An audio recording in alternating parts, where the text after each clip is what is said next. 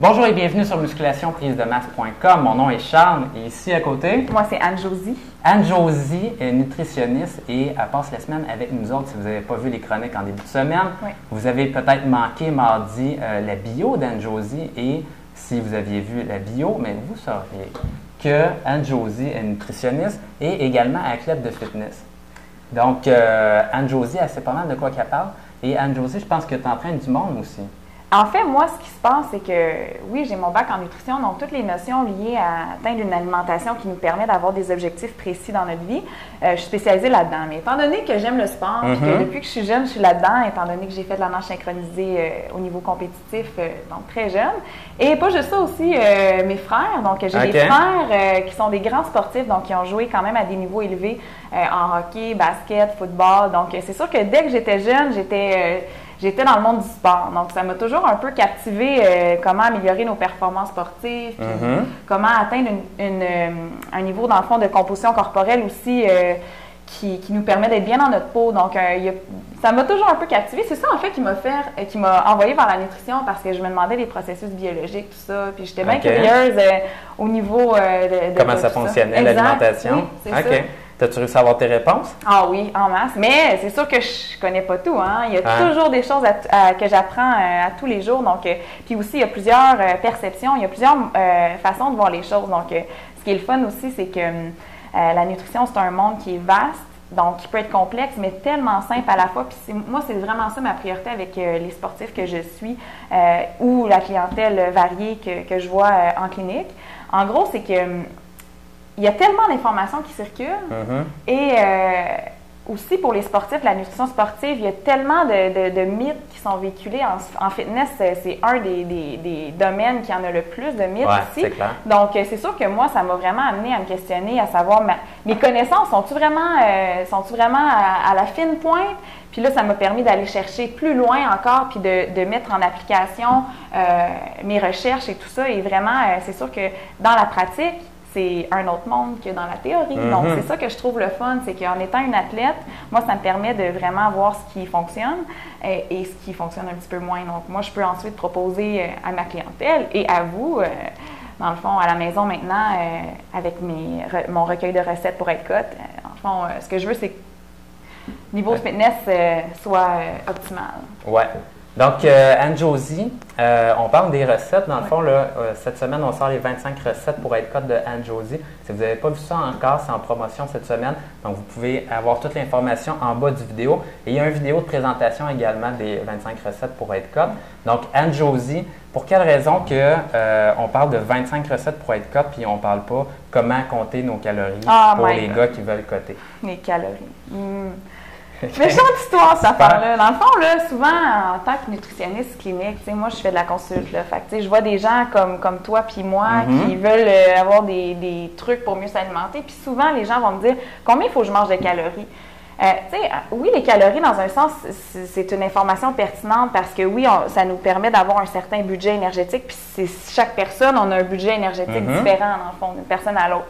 Donc, ça peut nous ennuyer. Mais là où c'est un petit peu poche et où ça devient impertinent, c'est dans le fait que c'est impossible de compter précisément les calories dans une journée type. Parce que c'est sûr qu'à moins vraiment de manger comme un robot chaque jour, là, tu peux avoir une idée, mais tu vas quand même avoir une imprécision là, parfois de 2 à même. J'en vois des gens qui me comptent les calories qui m'amènent ça, puis c'est out of the track, genre de 1000 calories. Là, je veux dire, à un moment donné, tous les aliments sont différents.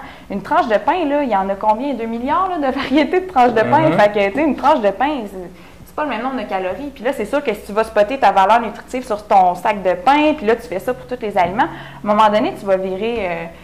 tu sais, à un moment donné, on ne peut pas faire ça 365 jours par année. Ce n'est pas réaliste de suivre et de compter, de calculer. Je veux dire, à moins que tu n'aies rien que ça à faire, peut-être que tu pourrais le faire puis vraiment être en précision. Mais sinon, si il faut que tu ailles travailler, si tu as une famille que tu veux voir, des amis, si tu fais des choses dans ta journée, tu n'es pas tout le temps en train de compter. Puis à un moment donné, tu vas manger un aliment, puis là, tu ne sauras pas, je veux dire, à moins de peser ou, tu sais, la grosseur de mon orange. Tu sais, à un moment donné, c'est plus fastidieux et ça amène plus de stress et de problèmes parce que là, finalement, ah non, j'ai pas été capable de calculer ça. Ah, ben là, c'est pas précis. Puis là, tu es découragé, puis tu n'es pas fier de toi parce que là, tu as perdu le compte, puis là, tu es mal.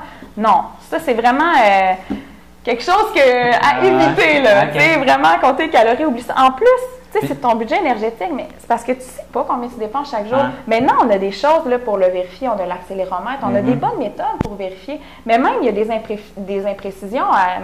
Dès qu'on mesure quelque chose, il y a une imprécision. C'est ça, la science. C'est pas si précis que ça. Ça nous enligne, ça permet de mesurer, mais il y a toujours des petites imprécisions.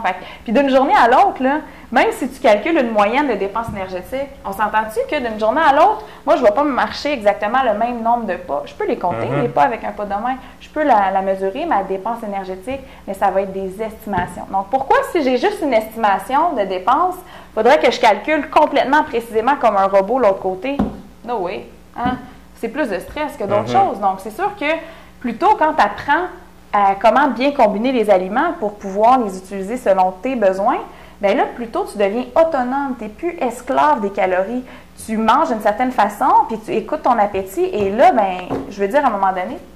Puis je pense l'aspect aussi au niveau de ça, c'est beaucoup la variété. Donc, je ne sais pas pour vous autres, mais moi, je peux vous raconter une histoire, là. Moi, j'ai déjà fait ça, suivre dans le fond, un plan où je devais calculer les calories. Puis là, on ne se parle pas de plan où tu as des portions comme telles, c'est des plans où je devais compter les calories.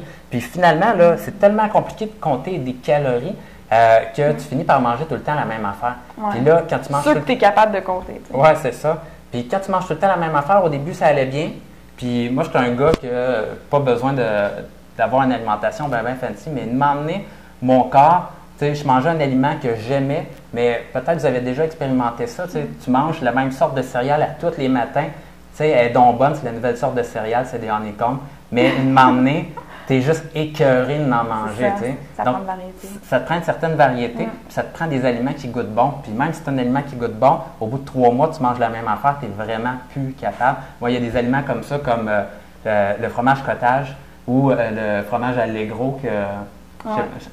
qui est vraiment faible en gras. Ou le poulet, du poulet tous les jours. Ouais. C'est maigre le poulet, là, mais à un moment donné, tu c'est ça. C'est bon le poulet, j'aime ça, là, mais à un moment donné... Donc, c'est pour ça, si vous reconnaissez là-dedans, mais Anne-Josie a décidé de faire 25 recettes pour les gars. Donc, j'aimerais ça le répéter encore une fois, là, 25 recettes pour gars. Donc, c'est pas des recettes fancy où, vous lui dites la moitié des ingrédients, puis vous dites, c'est quoi ça, c'est quoi ça? Puis là, ils disent, OK, il faut que tu brasses ça d'un bar comme ça, puis après ça, ton mélange, tu le rebrasses de l'autre façon. Là, tu attends 5 minutes, tu pars ton chrono avec ton petit thermomètre dans ta viande, dans le four. Des affaires que tu fais, hey, no way, je vais jamais faire ça, je vais laisser ça à ma blonde ou à ma mère quand eux autres, ça leur tente de faire à manger, mais moi, ça ne me tente pas de faire ça. Sur une base régulière. Donc, si vous voulez avoir des recettes que vous ne vous cassez pas la tête avec 5 ingrédients au moins, 5 minutes et moins de préparation, vous en avez 25 dans les 25 recettes pour être cote de Anne-Josie. Donc, vous perdez assurément 1 livre de gras par semaine et vous êtes bourré. Vous aimez les aliments que vous mangez. Si quelque chose vous intéresse, c'est la semaine de promotion cette semaine. Donc, ça se termine dimanche. Et si vous voulez avoir plus d'informations là-dessus, toutes les informations sont en bas du vidéo ici. D'autres choses à rajouter?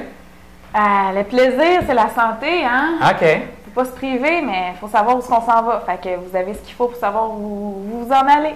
Bien, ça, c'est un bon point parce que, d'ailleurs, avec les 25 recettes pour être cas, vous n'avez pas juste les 25 recettes comme ça. Vous avez également la liste d'épicerie que Anne-Josie vous donne.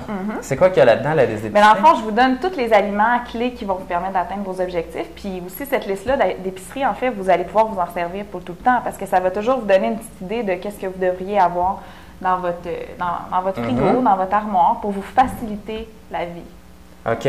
On a également la méthode pour préparer une semaine de bouffe en 1 heure. Donc, c'est Anne-Josie qui vous démontre ça. Donc, qu'est-ce qu'il y a là-dedans? Bien, en fait, c'est que moi, je vous démontre dans chaque recette comment les faire.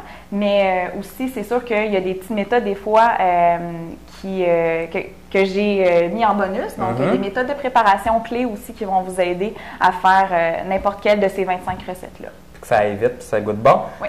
Et ensuite de ça, bien, vous avez le document « Les secrets des 25 recettes pour être cote ». Donc, pourquoi les 25 recettes pour être cote fonctionnent. Donc, les secrets en arrière de ça, vous voulez probablement comprendre pourquoi.